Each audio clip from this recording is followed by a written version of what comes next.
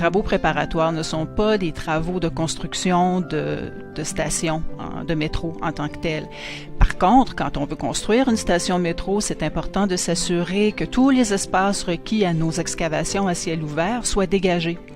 Donc, essentiellement, les travaux préparatoires consistent à déplacer des infrastructures qu'on trouverait dans le chemin, si on peut dire, là, de nos excavations.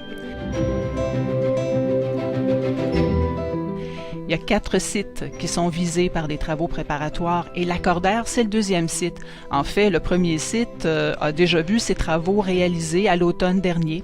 C'était des travaux qui n'ont duré que quelques semaines à Jean Talon de la Villanelle. Les travaux préparatoires à la station métro Lacordaire, qu'on commence ce printemps, ça donne le coup d'envoi à une série de travaux préparatoires là, dont le site prochain va être Viau et ensuite Langelier.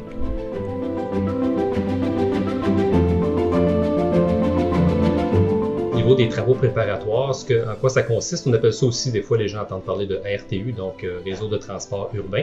C'est tout ce qui est en souterrain, puis également en hors-sol, donc des fois il y a des fameux fils électriques Hydro-Québec, Bell.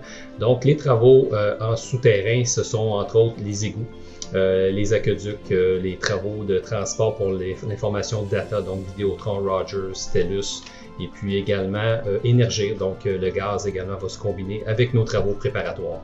Tous ces travaux-là ont un lien avec, après ça, la station. Donc, on aura des excavations à faire et on se doit de déplacer les services municipaux avant de poursuivre.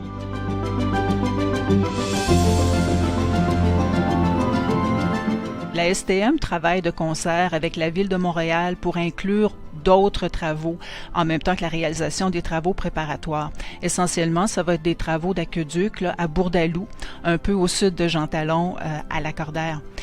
Ces travaux-là ne sont pas des travaux en lien avec les travaux de métro. Toutefois, de les réaliser maintenant va s'avérer vraiment pratique là, pour la gestion de la circulation quand va venir le temps de construire les stations métro. La STM reviendra pour poursuivre les travaux au niveau de la nouvelle infrastructure, donc édicule principal, édicule secondaire des stations de métro. Ça va consister à une excavation à ciel ouvert et par la suite du bétonnage et la finition architecturale.